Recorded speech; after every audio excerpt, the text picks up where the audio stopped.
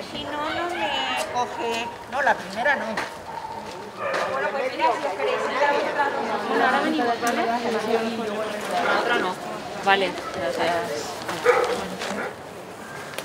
Tuiteé algo. Demanem ja primero.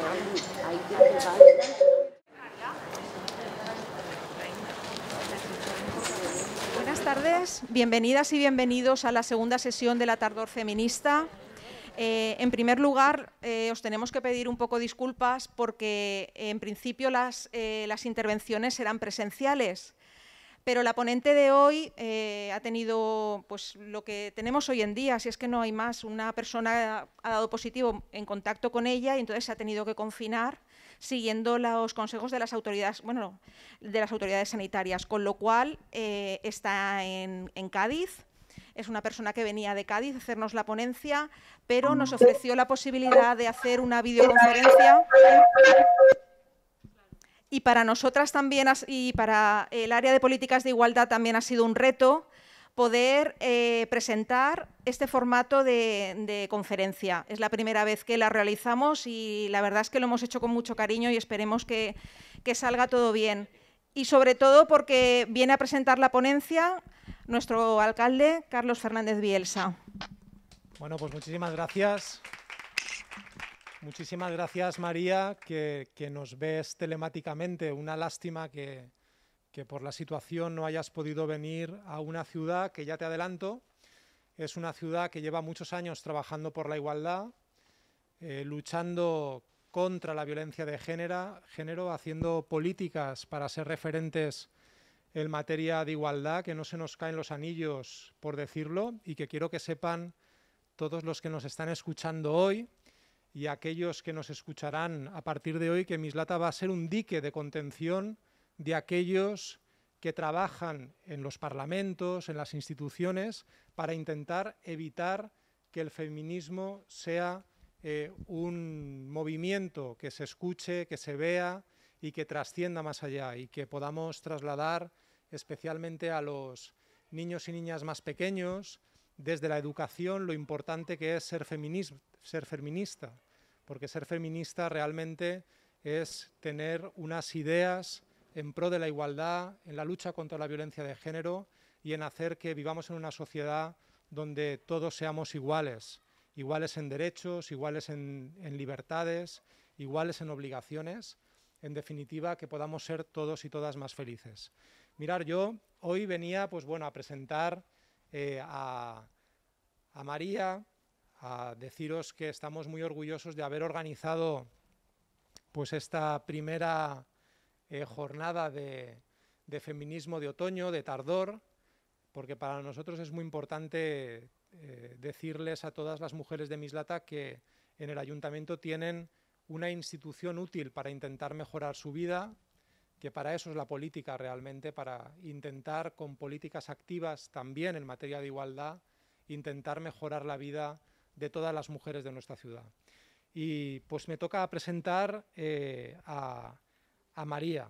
María Murnau es graduada en Comunicación Audiovisual en la Universidad de Sevilla, máster en Género por la Universidad de Cádiz y actualmente cursa el grado en Psicología en la UNED. Creó Feminista Ilustrada a finales de 2015 y desde entonces ha trabajado con todo tipo de entidades en campañas de sensibilización contra la violencia machista y con perspectiva feminista. Es activista feminista, escritora ilustrada y también se dedica a dar conferencias y talleres como el que hoy vamos a disfrutar en nuestra ciudad por todo el país. Ha publicado 4 libros. Feminista Ilustrada nace en 2015 con el objetivo de visibilizar la violencia machista y sensibilizar a la población para que combatamos esta violencia en conjunto y desde el día a día. Desde sus inicios, María ha sido un éxito, o en este caso Feminista Ilustrada ha sido un éxito, y se ha convertido en la página feminista en español con más seguidores del mundo. Por tanto, para nosotros, tener una escritora de esta categoría y una luchadora por la igualdad y por el feminismo, aunque sea de manera telemática, para nosotros, para nuestra ciudad, es un orgullo. En estos 5 años, Feminista Ilustrada ha trabajado para multitud de instituciones como la Generalitat de Cataluña, el Instituto de Igualdad Canario, el Instituto de la Mujer de Andalucía y Castilla-La Mancha o el Observatorio de Género de Chile, también con ONGs como Cruz Roja Juventud, Plan Internacional o Interred, ayuntamientos, universidades, institutos de todo el país, y ha trabajado con multitud de editoriales, entre ellas la editorial Planeta. Por tanto, como veis, María Murnau es una mujer comprometida con nuestra sociedad, es una mujer que trabaja para visibilizar el feminismo, que para nosotros es muy importante, y voy a terminar pues cogiendo su libro, Ideas para combatir el machismo, feminismo ilustrado, que la verdad es que está muy, muy entretenido, con unas frases que quiero trasladar para terminar y para darle paso a ella, que en definitiva es la protagonista. Resumiendo, el machismo está muy presente en la sociedad. Por eso es necesario que todas las personas crean en el feminismo y se involucren al 100% en la lucha por la igualdad. Ya sabéis, que me conocéis, que yo estoy absolutamente convencido con esta idea, por eso la he querido leer dentro de su libro, para que entre todos podamos trasladar la importancia que es precisamente eso, ¿no? En el creer en el feminismo, a pesar de lo que escuchamos todos los días en la televisión y a pesar de esos mensajes tan trasnochados y retrógrados que, por desgracia para el avance de nuestra sociedad, podemos escuchar todos los días en las televisiones. En definitiva, como dice María, el futuro empieza en el presente, está en nuestras manos y tenemos la posibilidad de cambiarlo. Por tanto, cambiémoslo desde la educación, en los colegios, ayudando a que nuestra sociedad sea cada día más libre. Y para que una sociedad sea cada día más libre, necesitamos más feminismo y necesitamos a más Marías y a más feminismo ilustrado. Así que muchas gracias, María, tienes la palabra. Muchas gracias. Muchas gracias por la presentación tan elaborada. La verdad es que me habéis investigado un poco. Que bueno, que siento mucho no poder estar ahí. La verdad es que tenía muchas ganas, pero bueno, así es el COVID y tenemos que acostumbrarnos a esta nueva forma de vida durante los próximos meses. Y esperemos que todo sea esto y no vaya la cosa a peor.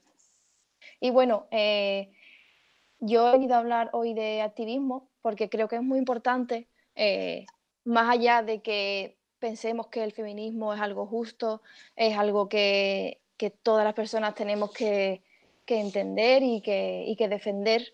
Más allá de eso, no podemos conformarnos con tenerlo aquí, sino que hay que hacerlo cada día. Entonces, obviamente, esto ya depende del escenario que tenga cada uno y cada una, pero hay muchas cosas que se pueden hacer, pequeños actos del día a día que son muy importantes y pueden marcar la diferencia.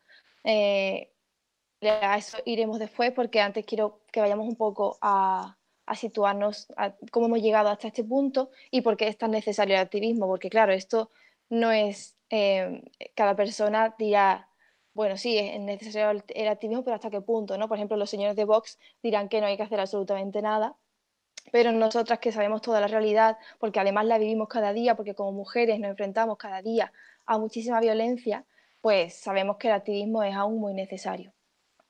Entonces, bueno, nadie nace con un activista adentro, ni sabe lo que quiere para su día a día, mira a la sociedad y ve que es injusta, pero siempre tenemos que mirar un poco atrás a nuestra historia para ver qué han hecho otras mujeres antes, ¿no? Mi llegada al activismo fue muy temprana, porque siempre desde pequeña me inculcaron una conciencia de que había muchas injusticias en el mundo y no nos podíamos quedar sentadas mirando. Y bueno, yo era la típica que en el instituto pues me apuntaba a todos los grupos de de debate y de grupos de alumnos que querían cambiar las cosas, ya fuera a nivel de ecologismo o de feminismo o simplemente de debates políticos o incluso un cineforum, ¿no? Todo lo que fuera traer contenidos nuevos que se salieran del currículum tan marcado de asignaturas, que bueno, hace años pues incluso no dar religión era muy raro, te convertía totalmente en la inadaptada aquella que a saber sus padres cómo eran. Pero bueno, teniendo ese antecedente, poco a poco, ya cuando llegué a la universidad, que hay mucha más pues, diversidad de ideas, ¿no? De ambientes, el instituto y el colegio suele ser siempre como una zona de confort, sobre todo si no cambias mucho y siempre vas con tus amigos de toda la vida y estudias las cosas que estudian todo el mundo. Pero luego en la universidad las cosas cambian y si tienes suerte pues te vas a otra ciudad a estudiar y empiezas a vivir tu propia vida, ¿no? Aunque sigas siendo dependiente de tu familia. Pero bueno, vienen nuevas ideas y sobre todo si estudias también en carreras de arte. Yo estudié comunicación audiovisual porque me encantaba el cine y claro, ese ambiente tan creativo y tal siempre da lugar a muchísimos debates. Y, y bueno, pues en esos años fui conociendo poco a poco pues lo que era el feminismo, pero realmente hasta el último año que tenía una asignatura sobre comunicación y género y de lleno con toda esta teoría política que en principio nos parece, sí, el feminismo es la igualdad, pero no. El feminismo es una teoría política que tiene muchos siglos de historia con unas bases teóricas muy amplias y consensuadas y que está bien conocer. Bueno, pues en toda esa vida universitaria y demás, y esa asignatura que te ponía sobre el papel los conocimientos que tú habías ido recopilando de diferentes puntos, empecé a dedicarme al activismo. ¿Cómo? Pues todos los trabajos de clase los enfocaba al machismo, al feminismo, a los estereotipos de género, pero más allá de eso, intenté hacer cosas por mi cuenta y hice el documental Dios es una mujer sobre el grupo activista Femen, que ya prácticamente ha desaparecido, pero en ese momento fue cuando estaba todo el alboroto, ¿no? Por la reforma que quería hacer Gallardón sobre el aborto y fue poco después de que irrumpieran en el Congreso, ¿no? Aquel día sin camiseta y con el lema aborto es sagrado en el torso y que causó muchísima polémica en los medios de comunicación y bueno, paralelamente pues también había otros movimientos, ¿no? De las activistas feministas como el Tren de la Libertad, etcétera, y todas estaban hablando de ese tema. A mí me llamó mucho la atención porque a pesar de ser algo que me afectaba directamente como mujer joven, eh, no me enteré hasta mucho después todo lo que significaba el cambio de esa ley. Y aún así, cuando lo supe, lo hablaba con la gente a mi alrededor y ninguna de las chicas se había enterado. Entonces, ¿cómo es posible que una sociedad que nos dicen que es igualitaria, que nos dicen que nuestros derechos están conseguidos, se puede revertir simplemente porque haya un cambio de partido político? O sea, los derechos de las mujeres, aunque se debían considerar derechos humanos porque lo son, siempre están sujetos a una frontera y a la ideología política que gobierne en el país. No son derechos 100% consensuados por la mayoría de la población. Y esto es algo muy, muy importante a tener en cuenta, sobre todo a la hora de preguntarnos por qué debemos hacer activismo. Pues en ese mismo momento en el que yo me di cuenta de que ni yo ni mi alrededor éramos conscientes de lo que estaba pasando, me decidí a dedicar todo mi trabajo al feminismo.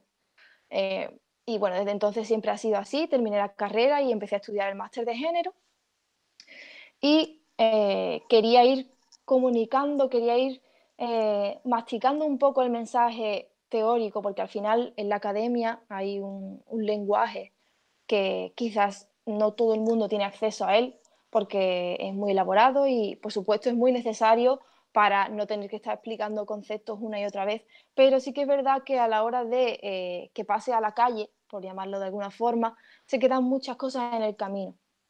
Entonces me parecía fundamental hacer como una traducción a las nuevas generaciones y las que no estaban en contacto con el feminismo más académico para que el mensaje no se perdiera, porque sí que la academia lleva hablando de muchísimas cosas durante muchísimo tiempo, pero al final en la calle parece que siempre empezamos de nuevo y ahora en esta ola feminista que hemos vivido estos 5 años parece que antes no se había hecho nada de los años 70, que tenemos esa imagen, ¿no?, de las estadounidenses quemando sujetadores, que por cierto esa imagen es bastante bulo, os tengo que decir, hay muy pocos documentos que recojan la quema de sujetadores como tal y bueno, por eso es muy necesario que crear un puente más sólido entre la academia y la calle, entre la academia y las asociaciones y los colectivos y todas las personas que están interesadas en el tema.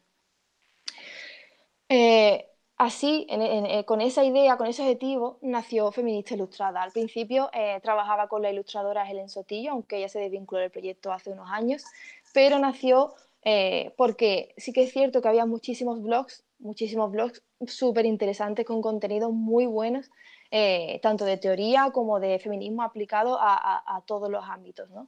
Pero las compañeras, y como es normal, dedican todo su tiempo, pero es muy difícil crear una imagen atractiva en este tipo de formatos, ¿no? Los blogs que existían hasta hace muy poco generalmente eran, bueno, si os lo imagináis, la típica imagen collage, ¿no?, con el fondo lila y un montón de caras de mujeres de hace un siglo o dos ahí pegadas unas sobre otras. Y claro, esto tiene un contenido maravilloso, además las compañeras hacen un trabajo brutal, pero a nivel de que llegue a la población y de que las generaciones más jóvenes, sobre todo, ¿no?, que se han criado con un móvil en la mano prácticamente, que se comunican a través de stickers, de GIF, de emoticonos, tienen otra comunicación, tienen otro lenguaje y tenemos que llegar a ellos de otra manera. Entonces, Feminista Ilustrada combina siempre algo de texto que profundice en la teoría y no nos quedemos en un mensaje superficial, pero también imágenes muy simples que se captan a la primera y con el tono de humor, porque sí que es cierto que tenemos muchos motivos para estar cabreadas, muchísimos, pero si queremos comunicar, y al final de eso va el activismo, ¿no?, de convencer a los demás, de visibilizar un problema, hay que hacerlo con un tono que no cree rechazo de primeras, ¿no? Por ejemplo, si pensamos el típico anuncio, me sitúo en otra causa, el típico anuncio de mandar dinero o recursos a países africanos donde la gente pasa hambre y te ponen de primeras a un niño súper desnutrido, automáticamente la gente gira la cabeza y no quiere ver eso, porque es un mensaje que causa rechazo. Entonces, tenemos que conocer un poco mejor las estrategias de comunicación para poder comunicar nuestro mensaje de forma más efectiva, porque si nosotros empezamos a hablar de feminismo y la primera frase que decimos la gente desconecta, pues no estamos comunicando el mensaje. Yo, por suerte, he aprendido esto porque estudié comunicación, pero entiendo que para las compañeras es un poco más complicado. Pero bueno, con esa idea y intentando ayudarla siempre, nació Feminista Ilustrada para dar toda esa visibilidad que hacía falta, porque claro, ahora sí que estamos hartas de hablar de feminismo, sale el tema cada 2 por 3, pero hace 5 años esto no se hablaba nunca, de hecho si lo sacabas eras la radical, eras la loca que creía que ya no estaban las cosas conseguidas. Y sí es cierto que a nivel legal hombres y mujeres somos iguales, pero existen unas cifras muy claras en todos los estudios donde nosotros cobramos menos, donde a nosotras nos matan, donde sufrimos acoso callejero y donde se refleja una violencia estructural muy grande contra las mujeres. Entonces, mientras esos números no cambien, pues hay que seguir haciendo activismo. Y cada una desde su parcelita puede hacer sus cosas. Yo me he implicado y dedico mi vida porque también he tenido esa suerte, ¿no? Si Feminista Ilustrada pues no hubiera crecido, pues habría tenido otro trabajo y esto habría sido un poco más como un hobby, ¿no? Pero bueno, he tenido esa gran suerte. También el escenario de las redes sociales pues favorece que todas estemos en contacto y los temas vayan creciendo. Esta repercusión tiene cosas buenas, obviamente, tiene bueno, pues la suerte de poder estar, por ejemplo, hablando a vosotras y a vosotros, y también tiene sus cosas negativas, como los haters, que bueno, eso hablaremos más adelante porque el activismo siempre causa mucho rechazo, sobre todo contra quien va dirigido, en este caso los hombres que ejercen esa violencia, ¿no? Y otros que se sienten aludidos por las frases que entienden como una generalización, ¿no? Como lo de las mujeres nos están asesinando y ellos ya ven ahí, todos los hombres, ¡ah! Pero bueno, ya no hace falta que expliquemos más eso porque creo que después de 4 años la mayoría de la sociedad lo ha entendido y quien no lo haya entendido, pues que se apunte a Vox y, y que se dedique a eso. Pero bueno, yo voy a intentar responder a la pregunta de cómo podemos ser activistas en el día a día, pero vamos a centrarnos primero en qué podemos considerar activismo o no.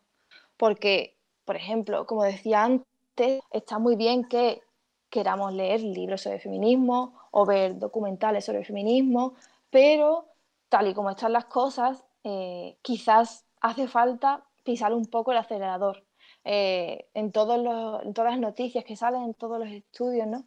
Seguro que lo habéis visto alguna vez, quedan 300 años para la igualdad o quedan 400 años para la igualdad. Y yo creo que eso es muchísimo. O sea, hace un año así estaba en la presentación de un libro y estaba Lidia Falcón, que imagino que todos conoceréis y todas, no hace falta presentación, pero bueno, yo diría que de las mayores activistas de nuestro país. Y hablábamos de esto y decía que ella no se podía conformar con que quedaban 3 o 4 siglos porque a ella le quedaba poco. Y yo, bueno, sea tú o sea yo, o sea, una persona que naciera ayer, 400 años son muchísimos años y no podemos ir tan lentas. Entonces, tenemos que involucrarnos un poco más. Tenemos que cada día ver qué podemos hacer.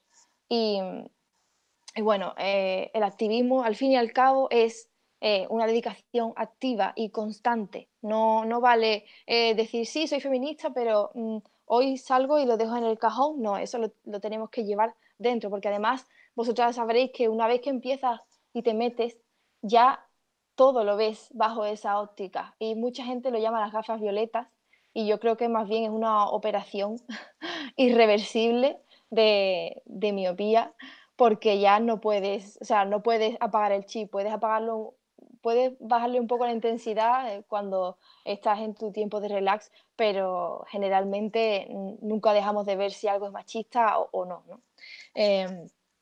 Bueno, este activismo evidentemente va enfocado a un cambio social, o sea, no se entiende en otro marco.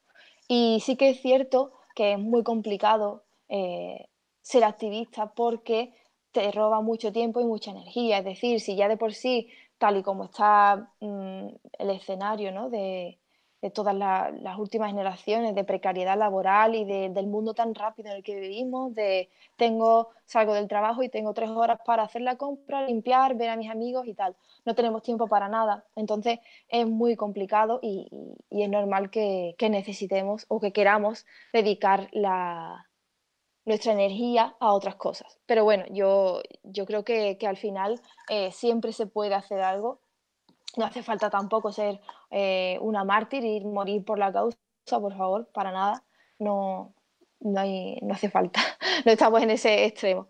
Pero bueno, cuando pensamos en activistas, tendemos a pensar en eso, ¿no? En morir por la causa, ser una mártir, como Malala o como Greta Thunberg, ¿no? Si nos vamos a generaciones más pequeñitas, o como Gandhi, ¿no? El típico modelo de activista. Pero bueno, yo creo que no es necesario eso, porque si pensamos, cada día tenemos muchísimas oportunidades para cambiar, para decidir con pequeños actos. Por ejemplo, si vamos al cine y vemos la cartelera, podemos decir, vale, pues me he informado y sé que el 10% de las películas están dirigidas por directoras. ¿Cómo puedo yo cambiar esto? Pues cuando vaya al cine la próxima vez voy a escoger ver una película dirigida por una mujer o producida por una mujer o que la protagonista sea una mujer. Entonces, el feminismo va poniendo datos sobre la mesa y nosotros también tenemos que saber eh, cómo interpretarlos para en nuestro día a día elegir el camino más directo a la igualdad, porque si siempre damos vueltas sobre el mismo problema, nunca llegamos al núcleo, ¿no? Y bueno, esto también obviamente se puede aplicar a todo tipo de causas sociales, por ejemplo, el activismo ecologista, ¿no? Ahora que esta crisis del COVID ha puesto encima de la mesa la grave crisis medioambiental que hay y que a la vez la ha apartado a un lado y parece que ya no queremos saber nada de ningún otro problema porque, bueno, bastante tenemos con este, ¿no? Pero creo que no se puede ignorar la situación del planeta porque si pensáis que se va a tardar mucho en llegar a una sociedad igualitaria en 400 años, lo mismo es que ni siquiera hay un planeta en el que tener una sociedad igualitaria. Así que quizás deberíamos ver que hay otros temas que también son de máxima prioridad, ¿no? Y que por supuesto todas las luchas deben ir de la mano, por ejemplo también la lucha antirracista o la lucha animalista, los derechos LGTB, en fin, creo que todas las luchas dentro de su parcela deben darse la mano y apoyarnos unas a otras. No es que tenga una prioridad o otra tenga menos prioridad, sino que cada una debe apoyarse sin taparse o quitarse derechos. También el activismo, cada persona se implica dentro de lo que puede, porque si pensamos, por ejemplo, en los 70, dentro del activismo feminista, había mujeres que se implicaban hasta un grado brutal, pero también cuando el contexto lo exige, ¿no? Por ejemplo, si dentro del feminismo radical había una corriente que se llamaba lesbianismo político, aunque bueno, evidentemente sigue existiendo, pero hubo muchas mujeres que decidieron no relacionarse más con hombres por rechazar esa violencia machista. Evidentemente tenemos que situarnos en los 70, hace 50 años, donde evidentemente las relaciones entre hombres y mujeres eran muy diferentes a las que hay ahora. Pero bueno, al final cada persona elige el grado en el que se implica en la lucha, que además también pues, le motiva más, ¿no? Quizás nosotras que vivimos en una sociedad donde la mayoría de las personas pues, no sufren racismo porque está todavía, si nos vamos a Francia, por ejemplo, vemos que hay muchísima más diversidad de razas, de etnia en todas partes. Pero bueno, entiendo que aquí pues es complicado que nosotras nos pongamos fuertes con el movimiento antirracista cuando ya son ellas, las mujeres negras, las mujeres gitanas, las que tienen que llevar esa lucha. De momento, y ya tenemos bastante con la lucha feminista, aunque por supuesto eso esté totalmente hermanado, ¿no? Pero bueno, lo que quiero decir con esto es que cada lucha necesita un sujeto político propio y que ese sujeto político esté en la parte delantera de todas las manifestaciones y lideren ese movimiento. Al igual que el movimiento feminista no lo pueden liderar hombres, el movimiento antirracista pues no lo pueden liderar personas blancas. Yendo ya al activismo feminista como tal, me gustaría que nos fuéramos un poco atrás en el tiempo y pensáramos y rescatáramos a las pioneras del activismo feminista. Porque sí que es cierto que obviamente antes del siglo XVIII, que es donde se marca el comienzo del feminismo como una teoría política, por supuesto existieron muchas mujeres que hicieron muchas cosas, ya fueran porque eran guerreras, porque estudiaban, porque hacían todo tipo de acciones de rebeldía, como intentar casarse con otras mujeres, en fin, un amplio abanico de activismo. Simplemente el hecho de querer estudiar ya era un acto de rebeldía en esa época porque no teníamos acceso a los estudios. Entonces, esa tradición rebelde siempre siempre nos ha acompañado en toda nuestra historia. Unos casos más visibles, otros casos que han sido ocultos, porque si lo pensamos, no interesaba para nada al patriarcado que esas mujeres quedaran registradas en los libros de texto. De hecho, si lo pensamos, ni siquiera actualmente en los libros de texto recogen el movimiento sufragista que nos dio a las mujeres el voto. No recogen ninguna revuelta feminista. Y esto es bastante grave porque ¿cómo le enseñamos a los alumnos y las alumnas que hemos conseguido votar? Porque unos políticos un día decidieron darnos el voto. No, eso se consigue porque muchas mujeres dieron su vida, literalmente, eh, para que las mujeres pudieran votar. Porque en ese momento el hecho de, bueno, de hacer activismo político y de abandonar tu casa y que te repudiara toda tu familia o la ciudad era ya prácticamente un sacrificio, era inmolarse. Pero hubo una generación, bueno, muchas generaciones de mujeres que en masa se sacrificaban para que el futuro de sus hijas fuera lo que tenemos nosotras ahora, ¿no? Y bueno, yo siempre destaco el caso de Olimpia de Gouges, que sobre la Declaración de los Derechos del Hombre y el Ciudadano, que era el texto que se hizo tras la Revolución Francesa, hizo el mismo texto, pero cambiando el sujeto, que era el hombre, por el de la mujer. Y claro, esto por supuesto dejó en evidencia que durante todas las revueltas anteriores las mujeres habían estado ahí apoyando a sus compañeros masculinos, pero cuando llegó el momento de la verdad, resultó que sobraban y que ellas venían muy bien para que los ayudaran en el campo de batalla, pero cuando había que poner esas leyes por escrito ya no servían para nada, porque eso suponía quitar derechos a los compañeros masculinos. Entonces ella escribió esa declaración, bueno, entre muchísimas otras obras que vamos, tiene fácil acceso en internet, podéis verlo y ver el recorrido de esta mujer que en sus 45 años de vida hizo muchísimas cosas. Y bueno, por esto y por otras cosas más, porque además era muy crítica con Robespierre, fue guillotinada, muy la moda de esa época. Y poco después fueron viniendo otras mujeres como Mary Wollstonecraft, que escribió La Vindicación de los Derechos de la Mujer también, y que, bueno, se consideran estos dos textos como los primeros,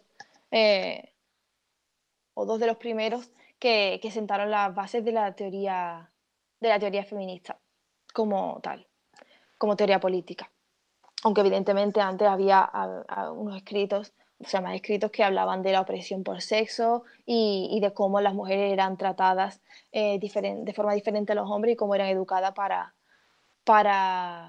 para diferentes destinos en función a su biología y bueno, lo que ahora llamamos como género, ¿no? Como socialización, como roles de género, cómo se educa diferente a los hombres y a las mujeres para que cumplan determinada función dentro de la sociedad y se mantenga así la jerarquía sexual.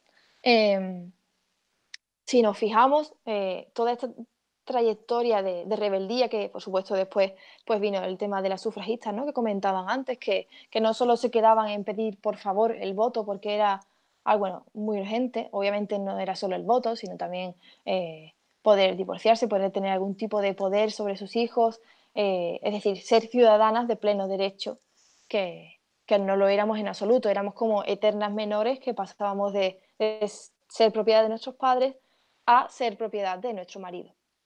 Y una mujer sola por sí misma era muy difícil que pudiera sobrevivir en esa sociedad. Después, bueno, de las sufragistas, por supuesto, la liaban pardísima. Llegó un punto en el que habían pedido tantísimas veces al gobierno audiencias para hablar en el Parlamento. Hablo de las inglesas en este caso, que fue las que más repercusión tuvieron aquí en Europa. Y después de pedir las cosas por favor 1000 veces y de hacer protestas pacíficas, pues ya empezaron a cortar las comunicaciones, a tirar piedras contra los escaparates, a volar buzones, siempre sin dejar ninguna víctima. Nunca atacaban a la población, siempre eran pues puntos concretos que hicieran visible esa demanda, ¿no? Y bueno, es muy interesante, lo podéis ver todo en la película Sufragista, a quien le interese más el tema, que la verdad es que refleja muy bien cómo funcionaba en esa época y, y ya veréis hasta qué punto se involucraba a las feministas. Mejor no lo digo por no haceros un spoiler porque es un momento clave en la película, pero os animo a verla porque creo que es una de las más claras que se ha hecho sobre el activismo feminista como tal.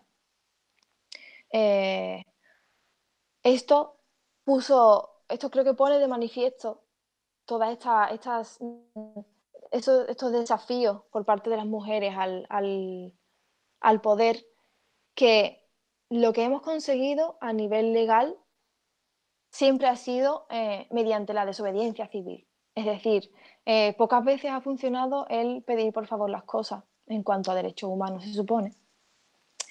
Igual que ha pasado con la revolución de los obreros, en fin, que esto se repite una y otra vez a lo largo de la historia, ¿no? Y fijaos cómo con el paso del tiempo nos parece que esas conquistas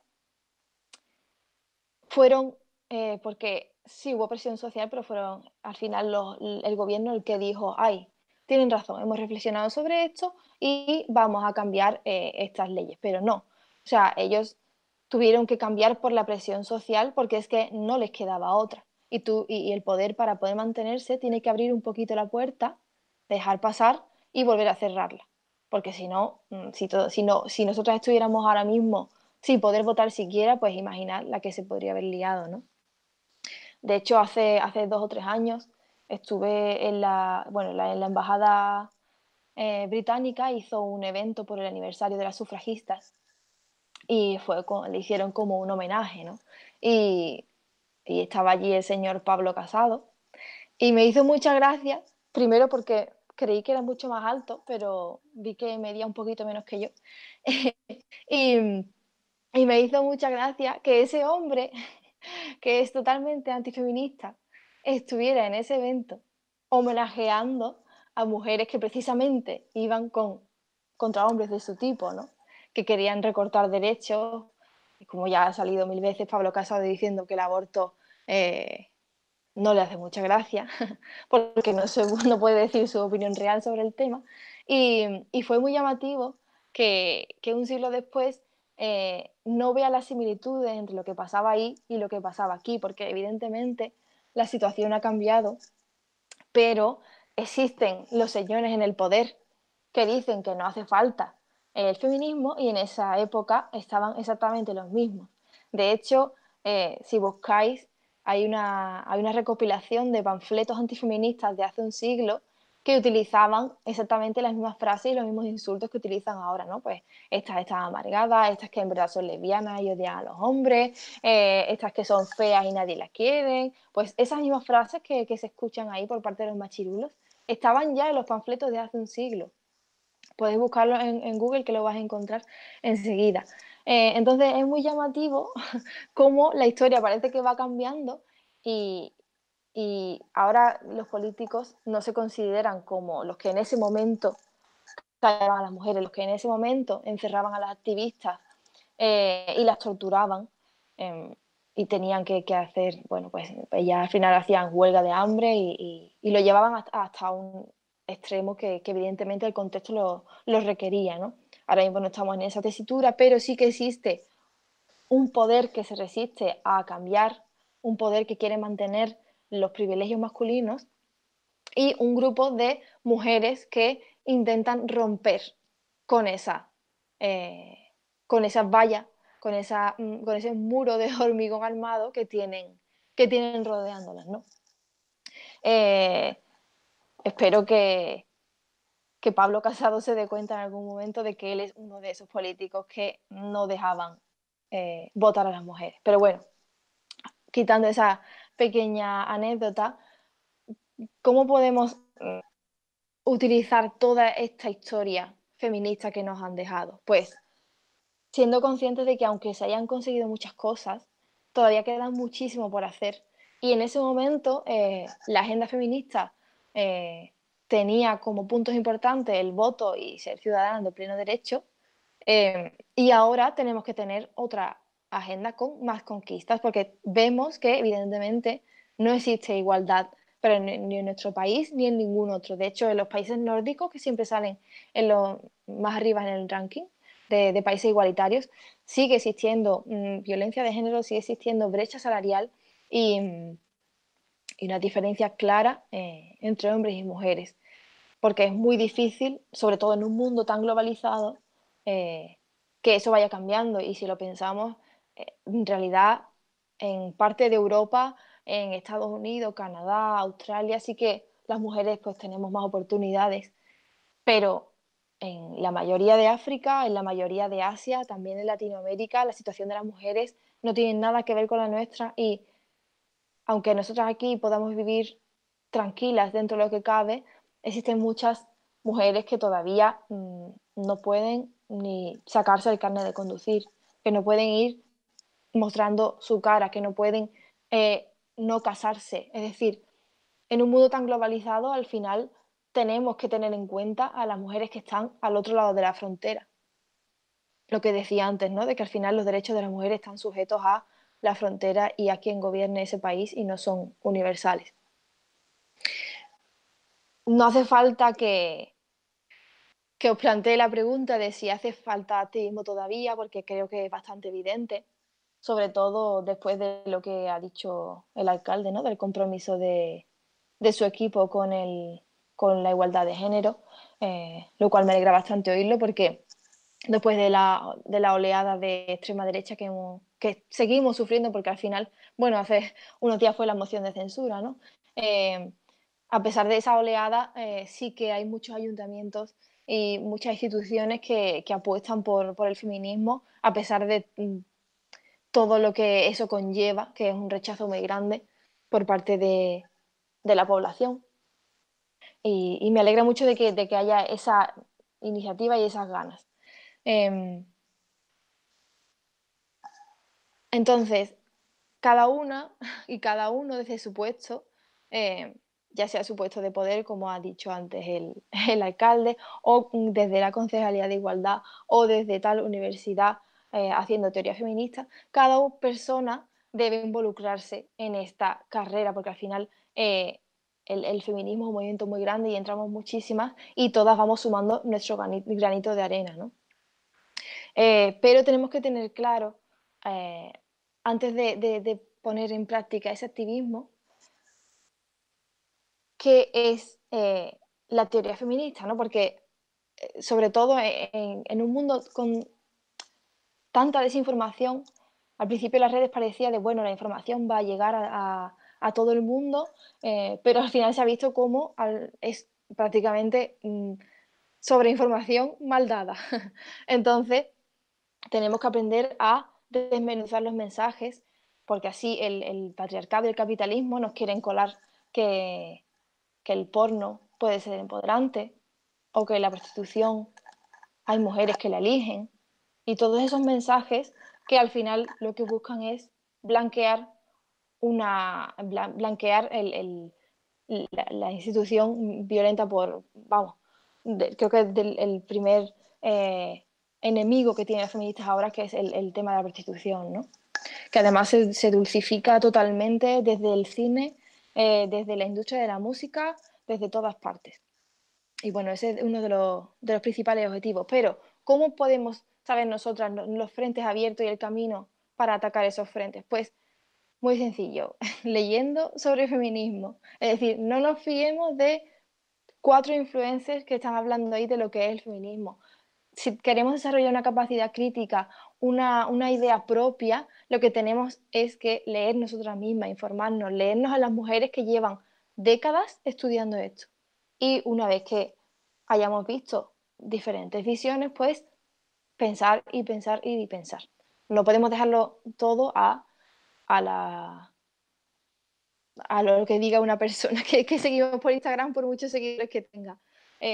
Entre las que me incluyo, porque muchas veces las chicas me preguntan, oye, ¿y tú qué piensas de no sé cuánto? Y yo siempre les remito a autoras que evidentemente van a dar una visión más completa de cualquier tema en realidad.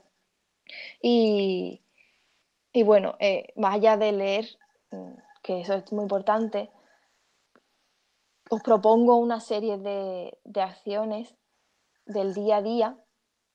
Por ejemplo, yo siempre que es el cumpleaños de alguien, que tengo una excusa, ¿no?, para regalar, siempre intento colar libros disfrazados, no que hablen de teoría feminista, evidentemente, tampoco vamos a estar todo el día leyendo sobre eso, pero sí que hay muchas novelas. Por ejemplo, el libro que creo que más he regalado es Cómo ser mujer, de Caitlin Moran, que es un libro muy ameno, muy divertido y que prácticamente sin nombrar la palabra feminismo ni machismo te abre los ojos en muchísimos aspectos y ayuda un montón. Entonces se lo he regalado a amigas que están un poco hartas de mí porque siempre estoy con el monotema, pero cuando le das otro formato, pues entra, ¿no?, la información mejor, lo que os comentaba antes de las estrategias de comunicación. Eso siempre va a ser uno de los principales formas de activismo, porque aparte de que vamos difundiendo el mensaje, vamos colaborando con autoras que al final el mundo editorial es un negocio y no creáis que vender libros para vivir en absoluto. Entonces, ese es uno de los puntos importantes, ¿no? Cada vez que tengamos oportunidad, ir regalando eso, o por ejemplo esto se puede aplicar por supuesto a todo, a entradas de teatro, a entradas de cine, a cualquier cosa. Pero es muy importante también en el día a día, la elección de consumo es clave, porque mira, si lo pensamos, la música, las películas, todo se sigue consumiendo porque nosotras damos clic a eso. Esto también se aplica, por ejemplo, a los medios de comunicación que se basan en, por ejemplo, si veis OUT Diario, ¿no? OUT Diario, que es de Inda, siempre tiene cada semana, cada 2 semanas, tiene muchos artículos que hablan sobre, que dicen algún titular súper polémico contra las feministas y enseguida nosotras vamos a hacer clic a ver qué han puesto esto, voy a ponerlo en Facebook, voy a compartirlo, voy a hacer una crítica, bla, bla. Y bueno, cada vez que hacemos clic en ese artículo, estamos dando tráfico y estamos dando visibilidad, y los anunciantes cogen esas estadísticas y dicen, vale, pues me anuncio aquí que este sitio tiene mucho tráfico. Entonces, nosotras como usuarias de Internet tenemos ese poder de no entrar y no formar parte de ese círculo, ya sea con este tipo de medios o, por ejemplo, he visto que tal artista ha sacado un videoclip la semana pasada, de hecho, dos cantantes sacaron un vídeo que era en un puticlub y era muy, muy explícito, una canción que realmente la letra no iba de nada de eso, pero bueno, la industria de la música y de los vídeos pues tira de toda esa hipersexualización para captar a los chavales, ¿no? Si lo usan para vender hasta un bocadillo, pues obviamente en el tema de la música, pues peor todavía. Entonces, nosotras como usuarias de Internet, y aquí incluyo a los hombres, evidentemente, tenemos la capacidad de no contribuir a eso. Porque además, si vemos estadísticas de los sitios más visitados en Internet, casi siempre en el top 10 o en el top 20 suele haber varias páginas porno. Es decir, Internet se mueve por todo ese tráfico de publicidad y de pagos de suscripciones, y nosotras somos las que estamos, la masa que va alimentando todo todos esos ingresos desorbitados que no nos podemos ni imaginar, ¿no? Entonces, tenemos cada vez que vayamos a regalar algo o ir a algún sitio con amigos, de elegir, pues yo veo esa película dirigida por esa mujer, pues yo voy a regalar este libro, tal. Y aparte tenemos no voy a entrar a este sitio y no quiero colaborar en esto, ya sea obviamente doy por hecho que no visitáis páginas porno, pero bueno, lo mismo pasa en Spotify o en YouTube. Cada vez que vais a reproducir una canción, podemos ahorrárnoslo o podemos reducirlo. Evidentemente no va a servir de nada que estemos en una discoteca, aunque ahora mismo esto se puede aplicar, pero no sirve de nada que estemos en una discoteca y empiece a sonar Maluma, por poner el ejemplo más típico, y nos vayamos de allí. Eso no sirve. Pero si sabemos que si en un sitio hacen, por ejemplo, espectáculos de striptease, o que humillan a las mujeres básicamente, o que nos venden como carnaza, que dejan entrar a las chicas gratis y a los chicos, y los chicos tienen que pagar, convirtiéndonos así a nosotras en un producto, ese tipo de locales también podemos evitarlos si no queremos participar en ese sistema patriarcal, ¿no? Evidentemente, salirse completamente del sistema es muy difícil y es prácticamente imposible, ¿no? Cuando las chicas también preguntan mucho, vale, yo sé que esta camiseta de Zara, de H&M, de cualquier marca de las que se venden en supermercados, en centros comerciales, está hecha por una mujer esclava en otro país.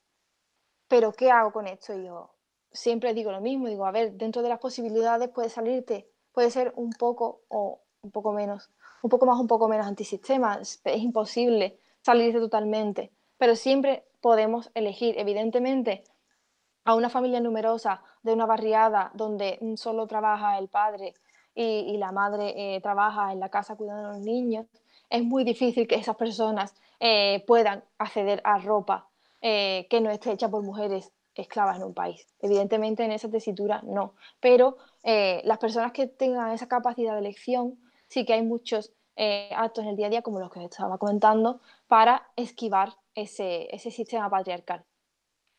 Eso, no consumir lo que mueve esa rueda patriarcal y, por supuesto, más allá de esas opciones como consumidoras y como consumidores, también está el entrar en un enfrentamiento más directo con, por ejemplo, cuando algún hombre nos dice algo por la calle, aunque siempre tenemos que sopesar si es seguro responder en ese momento, porque hay situaciones que pueden ser muy peligrosas. En la típica conversación con familiares o compañeros de trabajo, siempre pensando un poco en la balanza, hay que enfrentar esas frases que dicen que la mayoría de denuncias son falsas. Ya os digo yo que desde hace años, una década, las denuncias falsas no llegan al 0,05%. Y de hecho, si todos los trámites que hay de denuncias falsas salieran como que son verdad, saldrían en total 121 en los últimos 10 años. Así que eso tenemos que empezar a callarlo ya, ¿no? El hecho de enfrentarnos a estos cuñados, ¿no? A estos machirulos, como lo llevamos llamando mucho tiempo, es una forma de activismo, porque si cada vez que una frase sobre las mujeres que son asesinadas, sobre la violencia machista en general, no se responde, no se cambia la sensación que deja, eso siempre sigue repitiéndose una y otra vez. Pero si un hombre eh, dice 10 veces que las denuncias, la mayoría de denuncias son falsas, y las 10 veces una mujer le para los pies y dice, oye, eso es mentira, estás diciendo que la mayoría de las mujeres en este país son unas mentirosas. Y la Fiscalía General ha dado esta cifra, bla, bla, bla.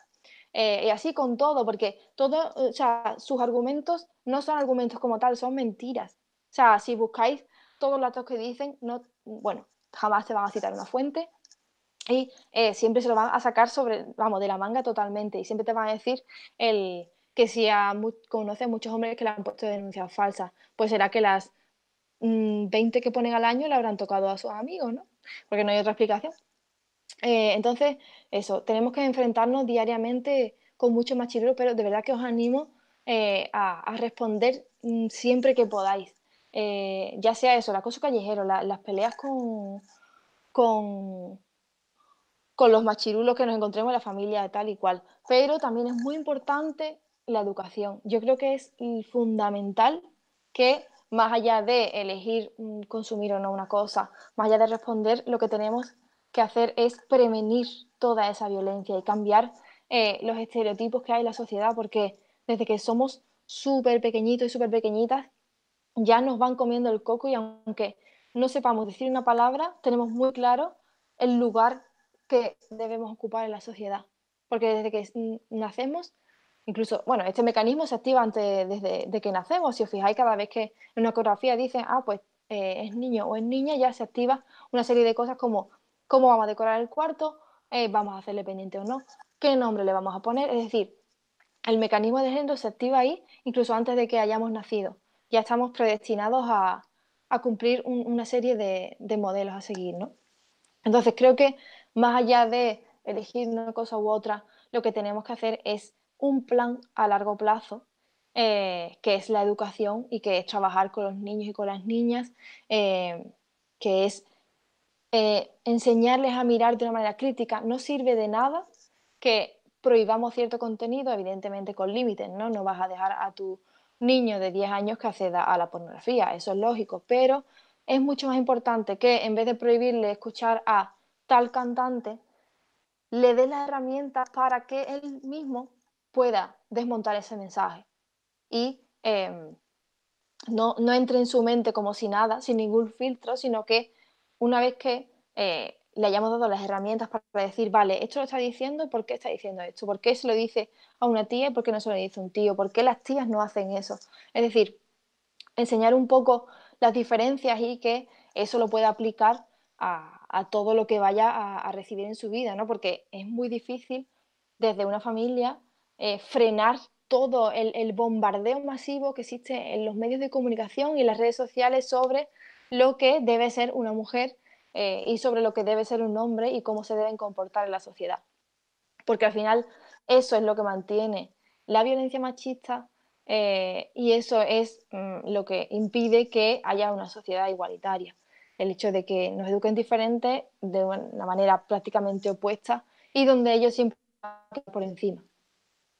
Y bueno, yo quería terminar ya esta intervención para que podamos hablar un poco, recomendando a otras activistas a las que quiero mucho y con las que tengo muchísimo contacto, porque lo bueno de las redes sociales al final es esto, ¿no? Que si hay un problema y no se puede ir, se sigue haciendo esta actividad, que de nuevo vuelvo a pedir disculpas porque haya sido así. Imagino que, que habrá cambiado los planes, pero bueno, os pido disculpas.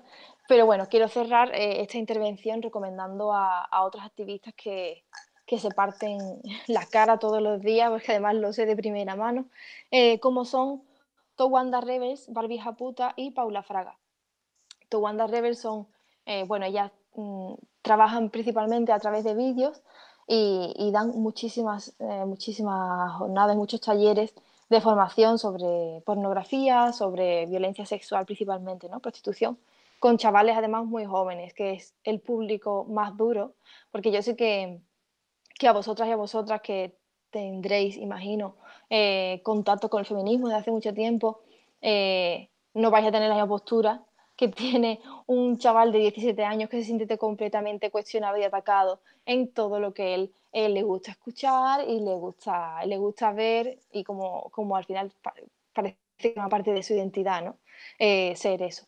Y bueno, Towanda Rebel ya os decía en su canal de Instagram y en YouTube, Barbie Japuta, que ahora mismo, bueno, creo que lo más potente es su podcast, que es un programa de radio sobre feminismo radical muy, muy guay. La verdad es que va gente impresionante, con muchísimos conocimientos y que además es muy divertido porque pone mucha música, pone muchos testimonios y tiene ya muchas temporadas y es muy interesante. Y por otro lado, quería recomendaros a Paula Fraga, que ella es jurista y hace un análisis muy buenos y más profundos sobre el feminismo y que también podéis encontrarla tanto en Twitter como en Instagram. Y creo que es una mente privilegiada dentro del movimiento feminista y no dejaré de recomendarlas nunca, a pesar de el linchamiento que sufren en redes por parte de muchos sectores, porque son mujeres valientes y porque al final todas las mujeres que se enfrentan a este sistema pues ponen en riesgo su vida y tenemos que apoyarlas el doble porque son las que van abriendo ese camino y nosotras no disfrutaríamos de estos derechos que aunque nos corresponden han sido ganados por mucho esfuerzo por mujeres que se han llevado décadas luchando por ellos. Así que bueno, muchísimas gracias por haberme escuchado, por haber venido y espero que en una próxima ocasión pueda estar ahí y aunque no podamos acercarnos mucho por seguridad, al menos poder hablar más tranquilamente. Muchas gracias.